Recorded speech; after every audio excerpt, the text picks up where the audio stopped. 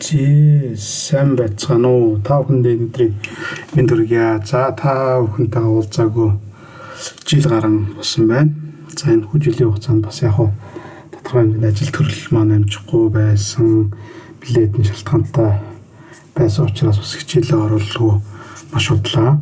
За ингээд хүмүүс ч гэсэн хичээлээ өргөжүүлээч гэд бас зөндөө их санал хүсэлт ирсэн учраас миний зүгээс ер нь бол тогтмол хичээлээ бас 7 хоногор нэг юм уу 2 хичээл ингээд байнгын оруулж байя гэд дахиад хичээлээ эхэлж байгаа.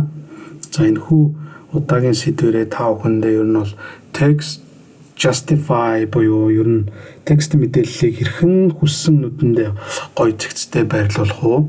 Тэр мэдээллийг яаж эвтэйхэн хэлбэр аргаар хурдан хийх вэ гэдгийг танилцуулъя гэж бодлоо. Миний зүгээс ер нь та бүхэндээ хамгийн түрүүнд зорилго болгодог юм маань юу гэхээр хамгийн хэлбэр аргаар Excel дээр илүү яаж бүтээмжтэй ажиллах вэ гэдэг юмыг байнгын бас орохыг хичээдэг. За энэндээ энэ удаагийнх болохоор text justify яаж хийх вэ гэдгийг танилцуулъя.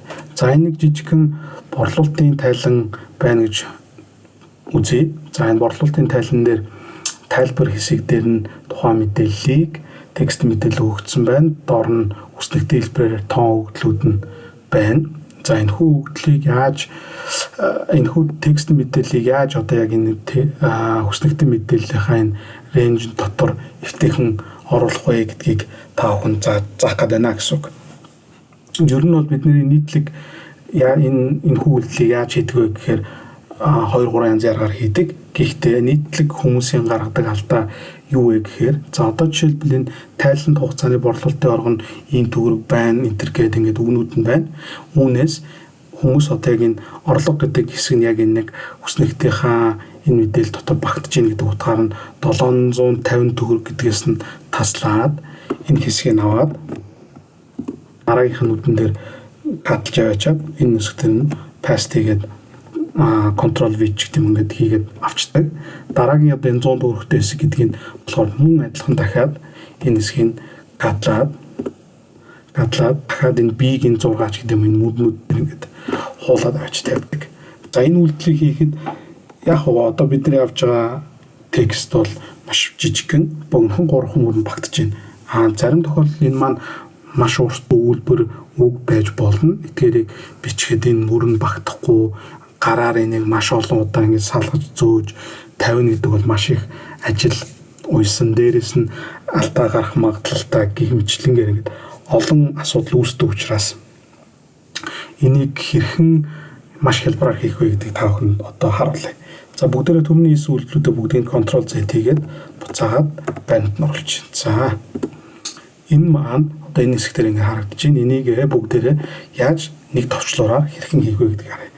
Ингийн тулд одоо бидний текст маань өөрөө B4 гэдэг нүдэн дээр байна. B4-өөс бид нар B7 гэдэг энэ хэсэг нүдэн дотор энэ мэдээлэлээ багтаамаар байгаа.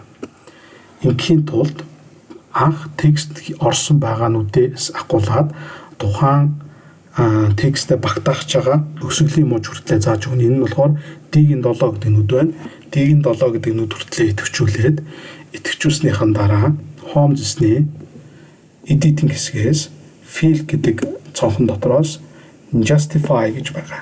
Justify гэдэг энэ үйлдэлийг нэг довштарснаар түрүүний бидний хийж байсан үйлдэл маань маш амархнаар дөрвөн нүдэн дотор орж ирлээ. Ингэснээр бидний түрүүний хийдэг бүтээмжгүй ажил маань ингээд нэгээр буурлаа гэж үзлээ. За өнөөдрийн хичээл та бүхэнд таалагдсан бол subscribe дараарай. Дараагийн хичээл дээр юу үзмээр байгаагаас мөн комент хэсгээр үлдээгээрэй. Мөн дээрээс нь найз нартай шеэр хийгээд цааш нь илүү олон хүнд түгээгээрэй гэж хүсье. За өнөөдрийн хичээлээр бүгдээрээ text justify гэдэг командыг сурлаа. Та бүдгийн ажилд амжилт хүсье. Баярлалаа. Баяртай.